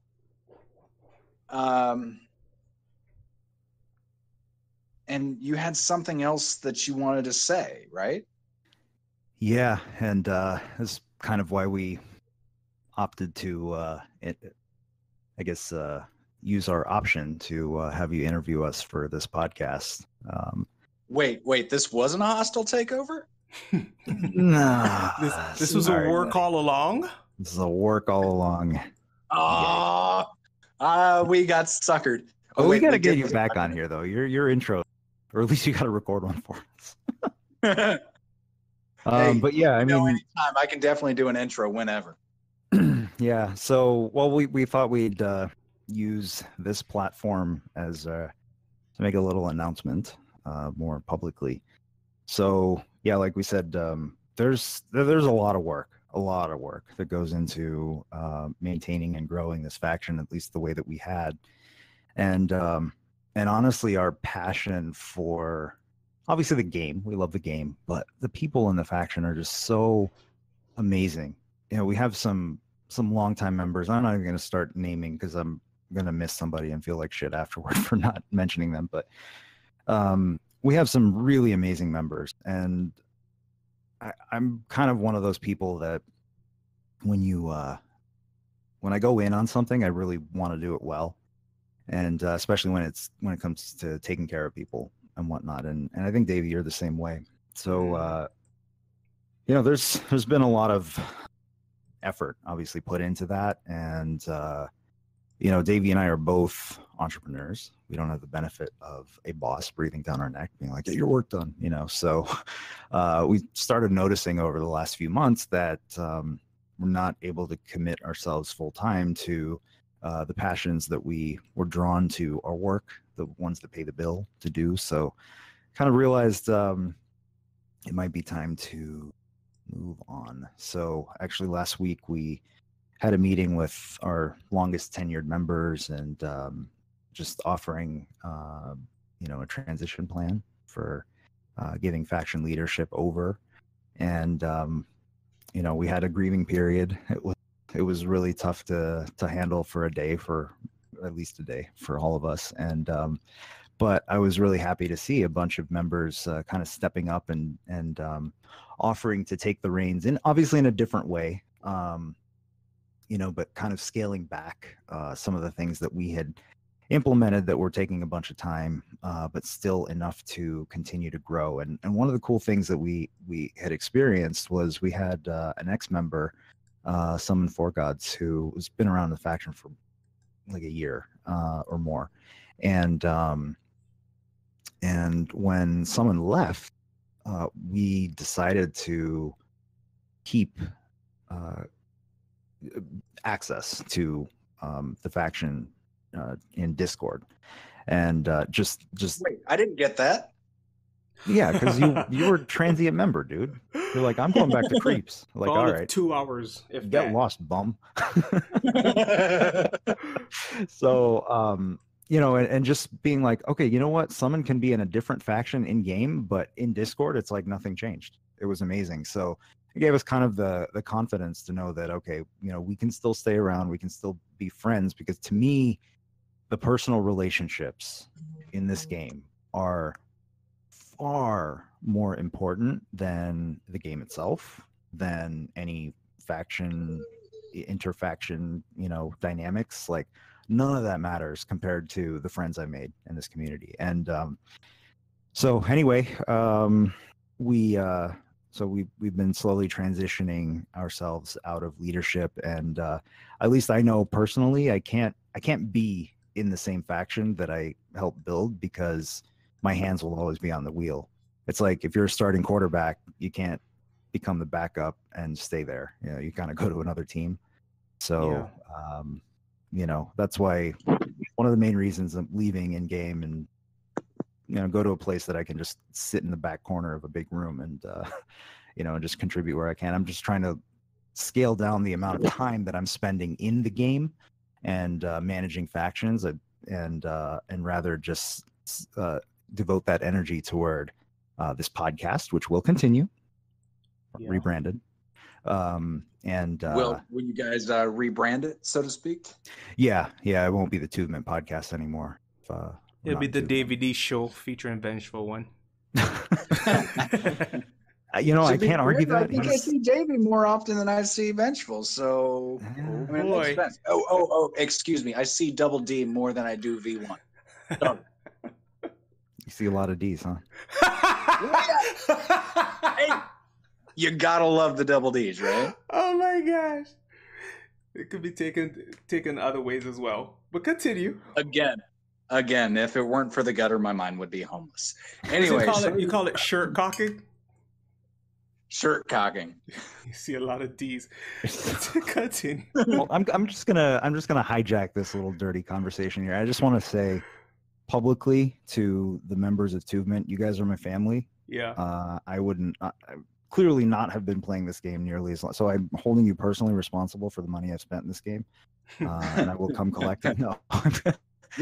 It's. I'm a bill collector, so if you need some help, I've got experience. Nice. But you know, like I love I love the chance to get to serve you guys, and I'm happy that you're allowing me to stick around in Discord and continue to keep the conversations going, because you know, you mean a lot to me. I really appreciate all of you. Wow. Davey, you wanna add any thoughts? Like, how could I even top that? Oh. You never know. I mean, you could. I mean, what was the question? I mean, but seriously though, one of the reasons why I work so endlessly to make an engaging environment is because I felt there was a void in the game. There was a period of time where there was a void in the game. It was just like a lot of copy and paste type thing going on. It's like, okay, what can I do to make this a fun place for everyone? Because people were talking about leaving, the game isn't fun anymore, blah, blah, blah. So I would always push my thought process to the limit, pass it along to Vengeful. Hey, what do you think about such and such? What can we do to bring the fun back to our family? And you know, with the league prediction series, like the fantasy, the dWo, 2vement angle, all that kind of stuff, it brought another level of camaraderie and friendship and competitiveness. Like, I never felt so good to hear somebody tell me to suck it. Like, you know, all the bashing and name calling, it was all in good, you know, jest, fun and whatever, and it really brought us a little bit more closer together. So yeah, man, it really is a lot of work. Just because it is a casual place, it does not negate the amount of work needed to actually keep the casual atmosphere running. I know that sounds like counterintuitive, but you know, for anything to function well, it is going to take work. Whether you're a hardcore faction or a casual faction, there needs to be someone manning the wheels, because it just doesn't work on autopilot. It needs to be someone manning the wheels to make sure things flow smoothly. Like, if you don't notice something, it means things are going well. Is when you start to notice, hey, something is off, then you're probably not doing your job. And I would hope, in terms of serving 2vement, like Vengeful said, like, people wouldn't have noticed things were off.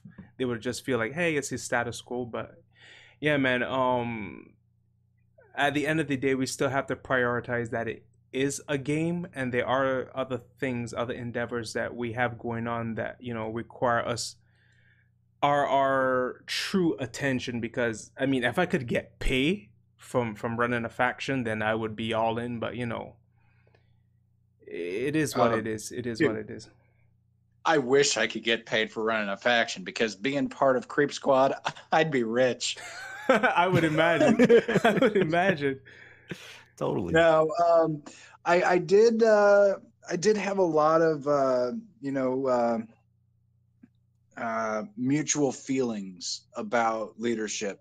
As you guys, being a leader is a full-time job. I mean, Facts. if like even at work, I'm still worrying about faction business. Mm. Where when I'm in a feud, I don't worry about my job. But Right. then again, I've got my job locked down, and there's nothing, no problems there. There's no worries there when I'm not there. But I still check in and everything. You know, I may not be able to devote a lot of time while I'm at work, but I can at least still check in and see, you know, does anybody need any advice on a potential decision? Does anybody need any help with anything, et cetera, et cetera? Mm-hmm. But as soon as I get home, from the time I walk in the door until the time I go to bed, and from the time I wake up until the time I go to work, I check on the faction. You Yeah. know, I may not be as active in the chats as I used to be, but I'm still there. I'm still reading. I'm still getting the gist of it, you know? Mm-hmm. And it can wear on you. I mean, I Mhm. have definitely had my moments where I felt underappreciated, and I felt too stressed out, and I felt, is this worth it? You know, and uh, I have contemplated walking away several times, We've just all been being there. Yeah. 100% honest. Yeah. Mhm. Despite all the people that show their appreciation, and trust me, there are plenty that show their appreciation, there's so many that don't. And it's not the people that just don't say anything. It's the people that give you a little backlash. Mhm. You know, and I mean, I get it. I understand. Certain situations, I understand if you get a little upset because of this or that. I get it. But you know, it kind of builds up, and sometimes you got to vent. And I vented to Super SBT, who is the president of Creep Squad, and I told him one day, and I don't remember how long ago this was. I think it was like 3 months. It's like, I don't know if I can handle this anymore. You know, I barely have time to play the game. I aside from feud, of course, I barely have time to do this or that and the other, and I don't know. I need some time to Right. think whether I want to continue on this path. And you know, trust me, if I decide to leave, I'm not going to, you know, one of the competitive factions, because if I do, more than likely I'll end up in a leadership position again, and I'll end up with the same problems again. Groundhog So Day. if I do leave, I'm going to 2vement.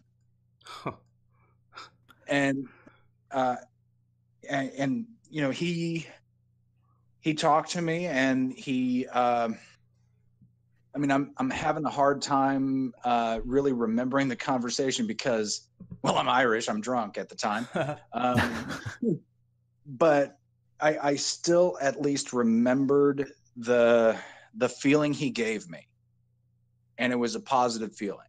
Mm. And if it weren't for him, and if it weren't for a lot of the other people, especially the leadership team and the Creep family, I probably would have been gone a long time ago. But there's so many people in that group that I find in such a high regard that I don't foresee ever leaving after that conversation with Super. That's awesome. And again, if I ever happen to get kicked, I might find my way to 2vement. Even though you guys aren't there, you'll still be on the server. So, you know, it's a little different. But anyway, I'll stop talking about myself because oh geez, we've almost been going for an hour and a half now. Something like that. Yeah. But no, listen, man, I totally understand and resonate with a lot of that. I hate to say the word thankless. Yeah. But there are times when it feels that way. And it, like you said, it's not because, you don't want to be showered with appreciation all the time. Like, it's not personality I am. But there are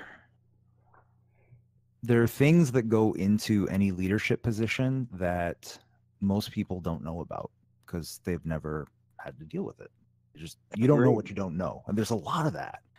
Not to mention there's a lot of, if things are delegated or you attempt to delegate things and if for one reason or another that doesn't happen, as a leader, you need to pick up the slack. Yeah.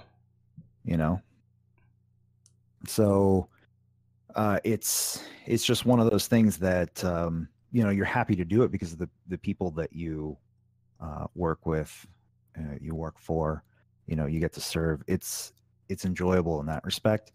At the same time, you also have to put it in perspective. This isn't a job. It's our it's our hobby. It's leisure. Entertainment. Yeah. And at some point you have to take a leap of faith a little bit. And I got to give credit to New Hope in the sense that, talking to Compy recently, at some point, like, it takes courage to say, this is a comfortable situation, but maybe there's a chance that you can take, and it might work, it might not, but having the courage to make a change is not something that a lot of people do in life. Like, how many things do we say, oh, I should do this and I should do that, but it takes something to put yourself over the edge. And again, you don't know how it's going to turn out, and maybe one day we come back, who knows? But you never know. You never know. Just don't put me in a leadership position. The new leader of 2vement, Reverend Wayne. But yeah, no, I meant like if you guys were to decide to go back, just don't put me in a leadership position. Yeah. Please just let me sit in the back of the room like I do in class when I was in school. But yeah, I totally get it. Leadership is rewarding, thankless, challenging thing all around.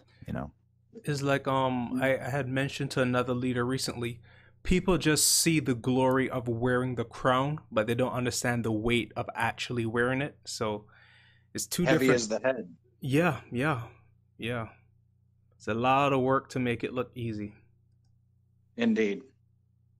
Now, before we get to the last question, I took a look at the podcast chat. I saw Showtime say, Rev, you know what happens if you leave. I had to address it. I'm sorry. A long time ago, Showtime told me, and I don't remember exactly what was going on, but I think I was joking about leaving and going to, I don't know, maybe to execution at the time. I don't know. But anyway, I was joking with a couple of people who knew that I was joking. And he said, Rev, the only way you leave this family is in a body bag. Well, dang. He said, you know too much. And since then, I found out that he keeps a body bag in his closet just in case. So, ooh, for life. Exactly. So anyway, on to the final question of the night.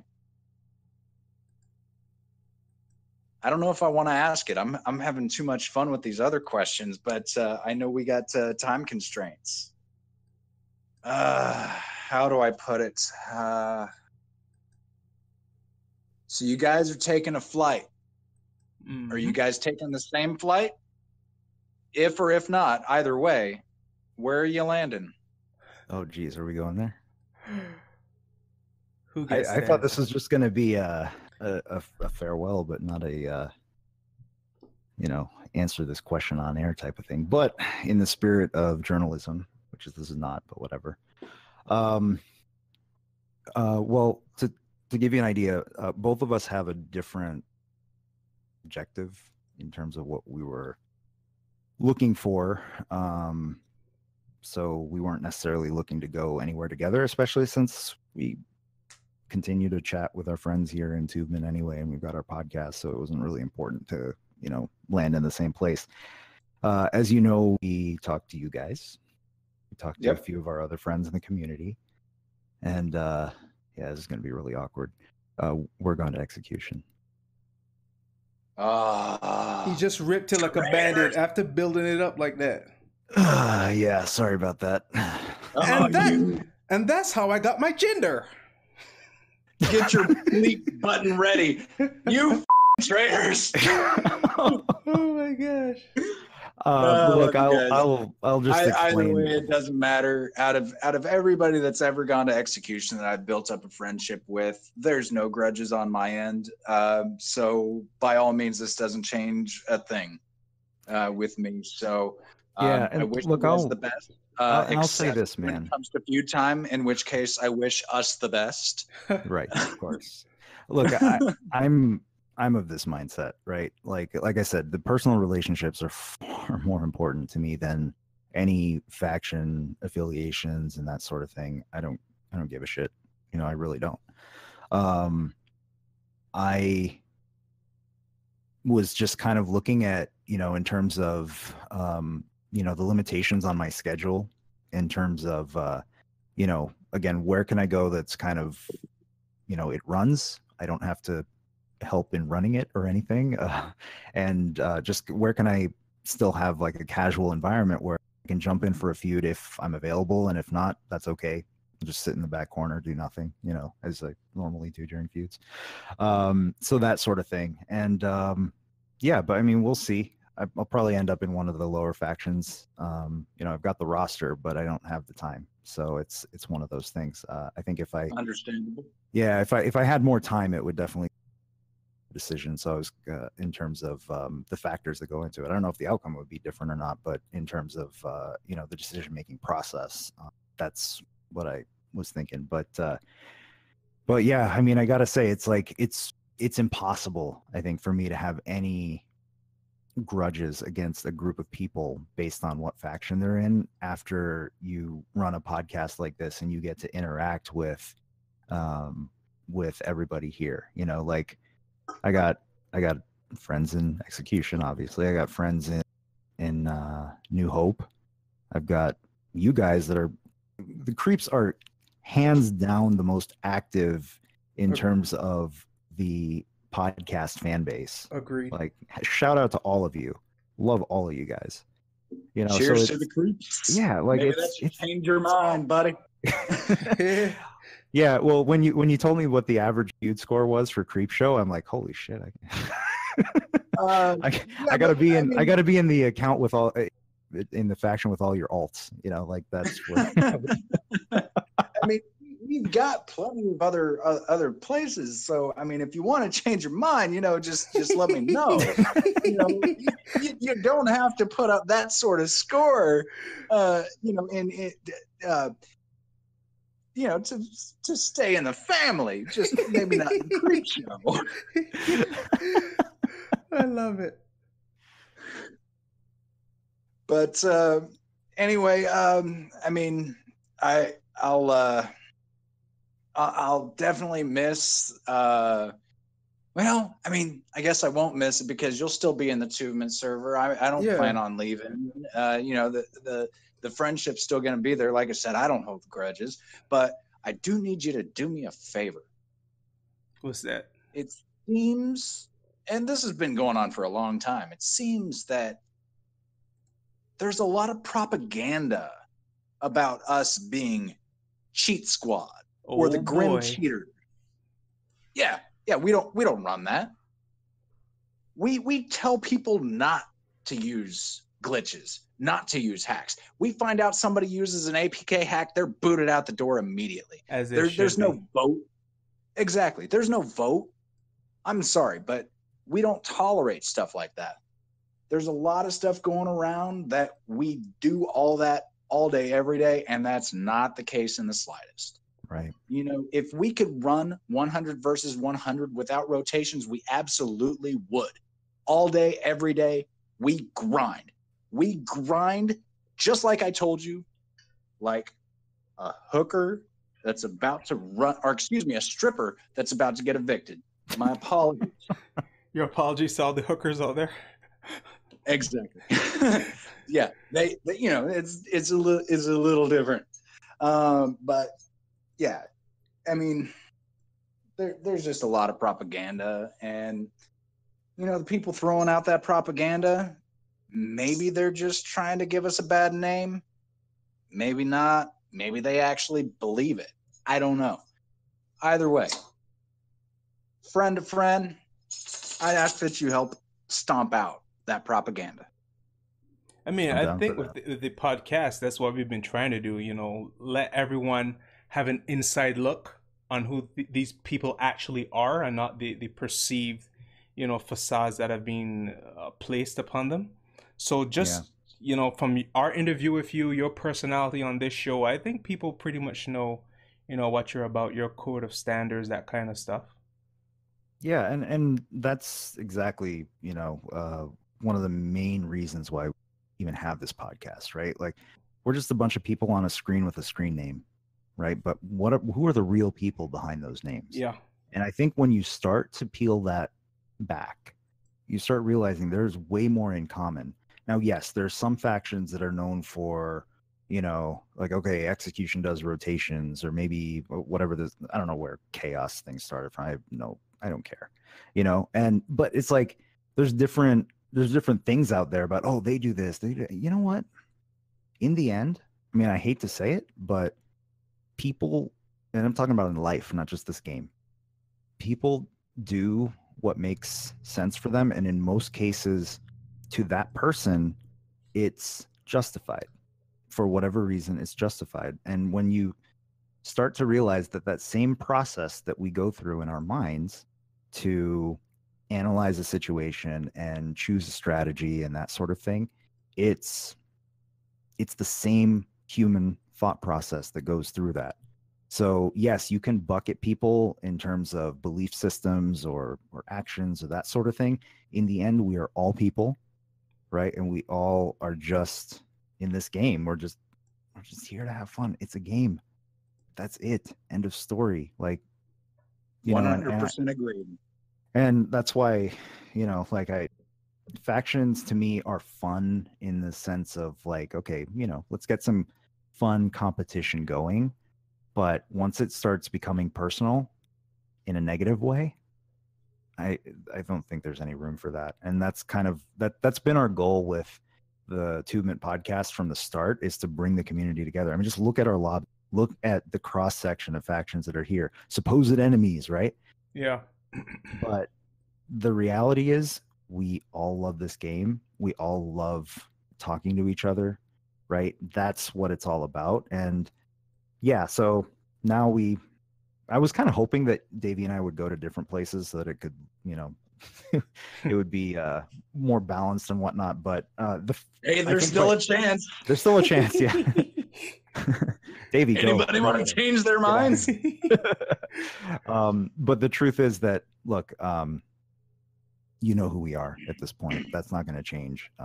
And no matter whichever faction we end up in, or even if we were to stay in 2vement, there are people in that faction that aren't nearly as close to us as the friends that we have across faction lines. Yeah. It's the truth, like, it's not about the faction lines, it's about the people. And right. We have way more in common than we do differences. And I will preach that forever. What he said. He's way more articulate than me. Well, I mean, like I told you guys before, I don't hold grudges for the people that just decide to change factions. I really don't. Big Papa Brian, I haven't talked to him since he left, honestly, Danger Kenny B, but he and I used to be really cool, and I don't know, I just haven't talked to him, and he hasn't reached out to me, but I don't hold a grudge against him. So, Kenny, if you're listening, feel free to reach out whenever. I don't hold a grudge, I swear. But there are other people that left a little bit more disrespectfully, that helped spread lies and helped slander and everything like that. Some of those, yeah, I hold a little bit of grudge toward. I'm not one to make it public. I'm not one to spout it off, even to other leaders. But the thoughts in my head that I don't like the way you handled this. I really don't. And some people know who they are, some don't. But, whatever. I don't even make it obvious to them. If one of them were to reach out to me, I'd be civil. I would. Now, I'm typically not somebody to hide when I have a problem with somebody. But if they push the buttons enough, they'll find out. But, yeah. Sorry to go off on that tangent, but, it happens. No, it's, you know what, it's important. I think it's unfortunate, but at the same time, as somebody that studies applied psychology, it makes complete sense. We are a species that are a social species. And if you think about it, you rewind hundreds, thousands of years, being in a group really supports survival far more than, being on your own. Right. Mm-hmm. And absolutely. So when you grow close to people, you associate your survival with being close to people. And I'm talking about on a subconscious level. This is not, obviously what faction you're in is not going to determine whether you have a roof over your head or food in your mouth, right? But on a subconscious level, became a paying job. Yeah, right. That would be nice. But from the standpoint of, the need to belong is extremely strong in the human psyche.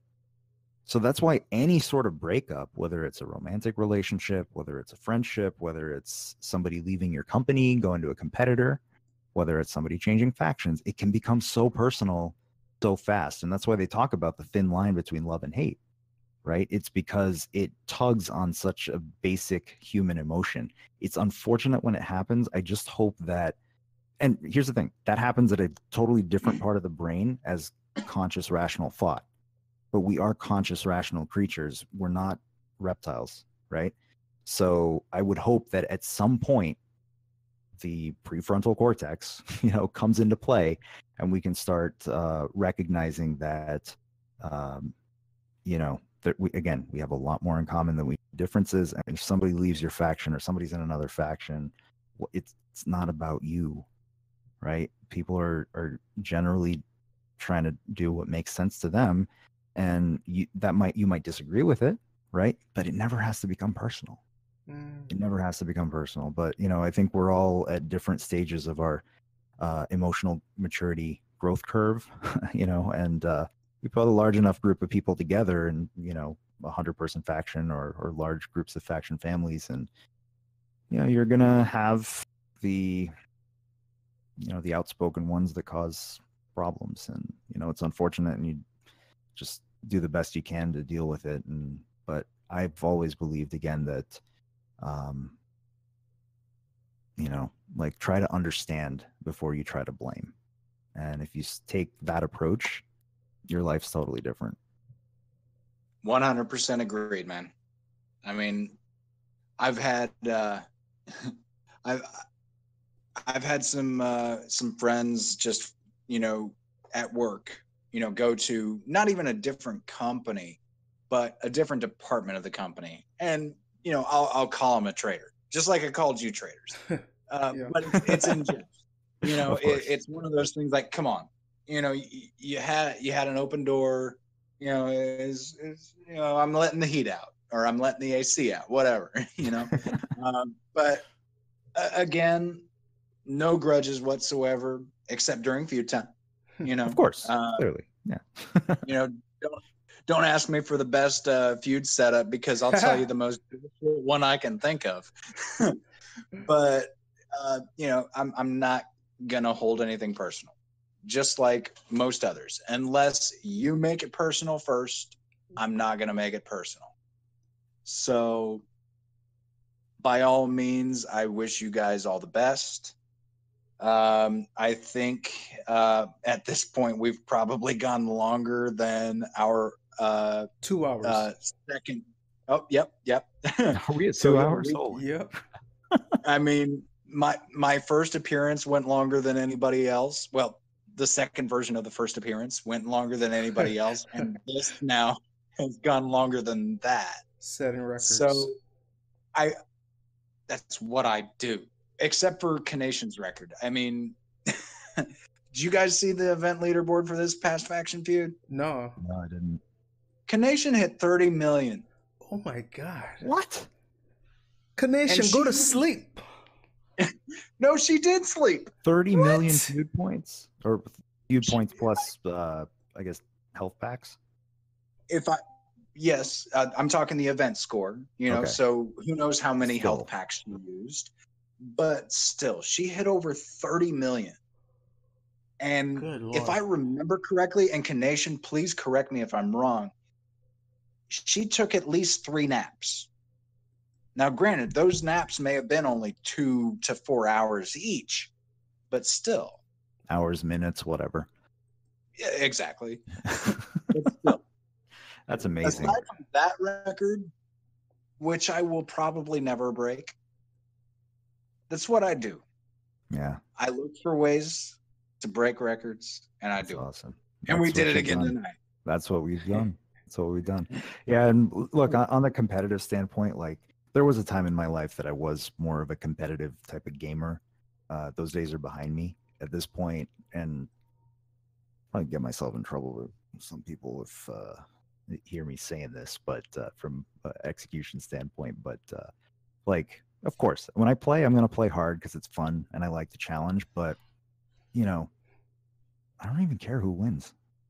You know, like when you guys won the feud, I was so happy for you, so happy. You know, because there's a story of persistence behind every victory, no matter who it's from, and I think you can learn so much from that.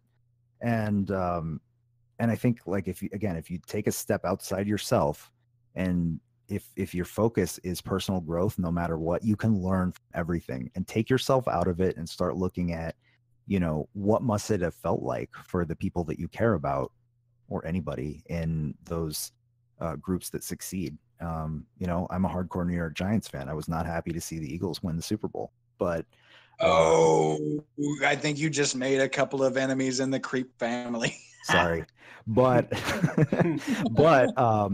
Foles, like, what? It's amazing. That's flat out amazing what that guy has been through, and even leading up to the few weeks before that game, like, how can you not be inspired by that? And again, take a step outside yourself, look at the human experience, and just, you know, again, understand other people. That's the only thing I'm going to just keep harping on as long as I have this podcast platform. Completely agreed. So, before I do the wrap up process, and I know this is going to extend it a little bit.